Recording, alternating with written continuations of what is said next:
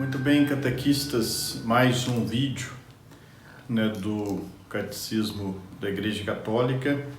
Hoje nós vamos refletir sobre o capítulo 2, para quem quiser acompanhar mais de perto, do Catecismo da Igreja Católica, que fala um pouco desse Deus que se revela a nós por bondade, porque quer que nós o conheçamos. Ele tem interesse em estabelecer uma relação conosco. Então não basta, por exemplo, a razão natural que o descobre como existente absoluto, como necessário. Mas além de conhecer a sua existência, Deus quer que entramos em intimidade com Ele, quer criar uma relação de amor conosco, quer que nós o conheçamos em sua natureza, em sua essência. Então, para isso, não basta a nossa inteligência, o nosso esforço, mas Ele mesmo tem que tomar a iniciativa de deixar-se conhecer, de se apresentar a nós. É o que nós chamamos de revelação de Deus. Então, Deus se revela nas criaturas. As criaturas são como que a presença de Deus entre nós. Então Deus não só cria, mas Ele conserva as coisas. E essa conservação mostra para nós o poder, a presença amorosa de Deus. E Deus se revela por etapas, o que nós chamamos de pedagogia divina. Deus se revela por exemplo, aos patriarcas. Deus se revela em Abraão, quer fazer aliança com o povo através do patriarca Abraão, o pai da fé, modelo de fé para todos nós. Deixa sua terra em obediência à palavra. Depois Deus se revela em tantos outros eventos, em tantos outros homens e mulheres. De modo especial, por exemplo, Deus se revela em Moisés, que guia o povo rumo à salvação, à terra da promessa. Moisés dá presente ao povo a lei, a Torá, através de Moisés, presenteia o povo com a lei, uma luz para iluminar o caminho. Deus se revela nos profetas, e de modo especial os profetas anunciam um tempo novo, um tempo messiânico. A vinda do Cristo, de alguma forma, é anunciada pelos profetas. Então Deus ele vai se revelando, vai se mostrando, vai tirando o véu. Revelar é justamente isso.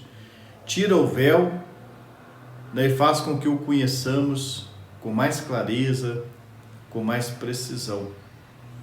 E de modo especial, Deus se revela em seu Filho Jesus Cristo, que é a revelação plena. Em Jesus a igreja afirma, a nossa fé é essa, que Jesus se revela totalmente. Jesus é a revelação perfeita e plena do Pai. Isso não significa que nós conhecemos todos os mistérios de Deus, porque nós não conseguimos, é uma verdade que ultrapassa a nossa inteligência. Então, aos poucos, ela vai sendo descoberta por nós vamos penetrando essa verdade que Jesus revela. Então, é por isso que é preciso da ajuda do Espírito Santo, para que Ele continue nos iluminando, nos fazendo conhecer as coisas, os mistérios, as verdades da nossa fé, as verdades de Deus, os mistérios de Deus. E Jesus, Ele, enquanto esteve conosco, Ele manifestou o desejo de Deus de ser conhecido e amado por todos os povos, por todos os homens. Jesus, Ele quer ser Salvador, Ele quer ser o Messias de todos. E por isso, Ele manda seus discípulos anunciá-lo. Ide fazer todos os povos meus discípulos, batizando-os em nome do Pai, do Filho e do Espírito Santo. Então a igreja recebe esse mandato ela tem que ser missionária, ela deve ser missionária, obedecendo a Cristo, que quer ser amado, quer salvar a todos. Então o próprio Senhor confiou à igreja o anúncio da salvação. Confiou à própria igreja o anúncio da verdade, que é Deus. E a igreja entendeu então ser na missão dela o anúncio. E fez isso sempre de duas formas, o catecismo vai dizer. Oralmente, falando para as gerações sobre os mistérios de Deus, sobre a revelação de Deus em Jesus Cristo. E a tradição oral já existia também no judaísmo. Então essa forma de comunicar é uma forma rica que nós chamamos de tradição. A tradição oral, que passa de pai para filho as histórias que Deus escreveu conosco, seu povo. E é uma coisa bonita, porque institui uma relação, um diálogo entre as gerações. Então tem a tradição apostólica, que guarda a mensagem que foi recebida do próprio Cristo, guarda as palavras que foram pronunciadas pelo próprio Cristo. Então a tradição apostólica ela é aquela tradição que teve contato com nosso Senhor e aprendeu dele todas as coisas que ensina. Então o que nós falamos e anunciamos, nós experimentamos, vivemos com a experiência que tivemos com o nosso Senhor. Então é a tradição apostólica, que é passada de geração em geração, mas sobretudo para os sucessores de Pedro, para os bispos da igreja.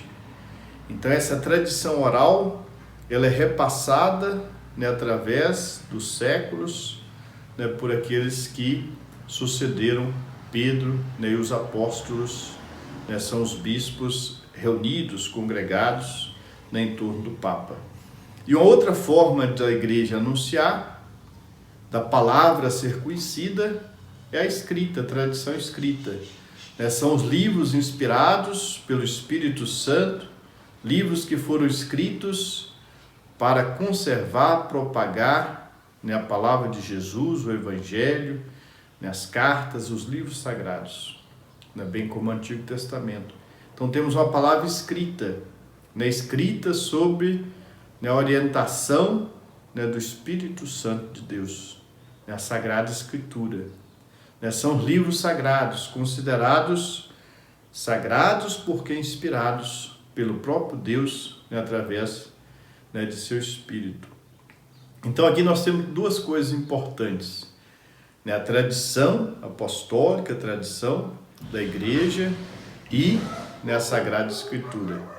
Duas fontes que se encontram, guardam o mesmo tesouro e têm a mesma finalidade, a salvação dos homens, o conhecimento de Deus, o amor a Deus.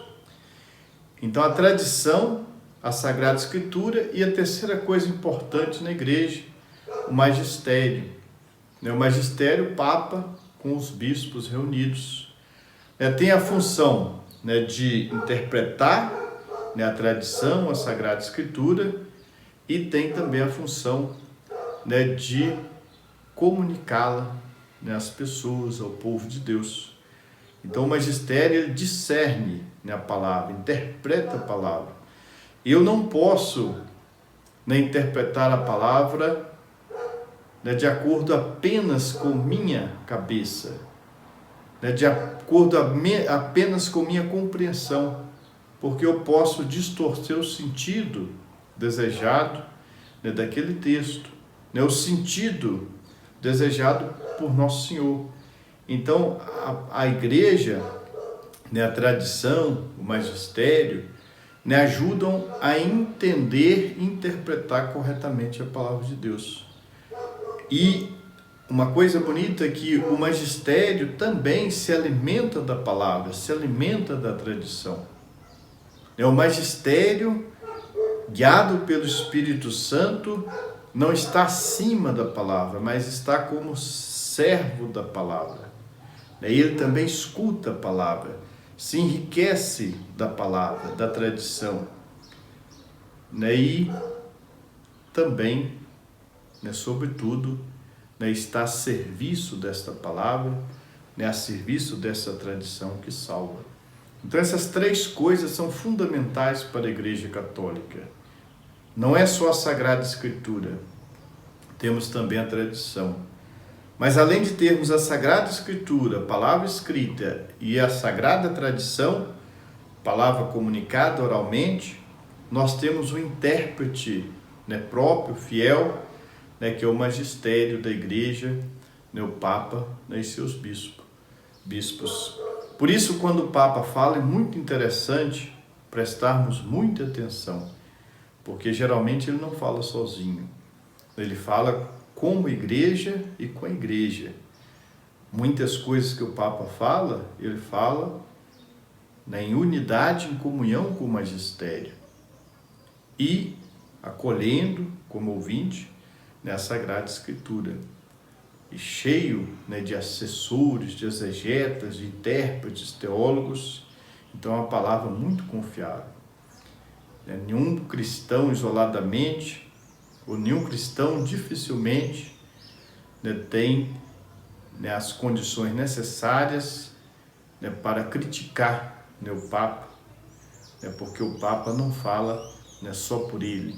Tem a inspiração do Espírito Santo e tem também desse grupo grande de apoiadores, primeiros, que são os cardeais, né, os bispos, e depois esses grandes professores, teólogos, né, que o auxiliam na missão de continuar, né, de administrar, né, a barca de Pedro, a igreja.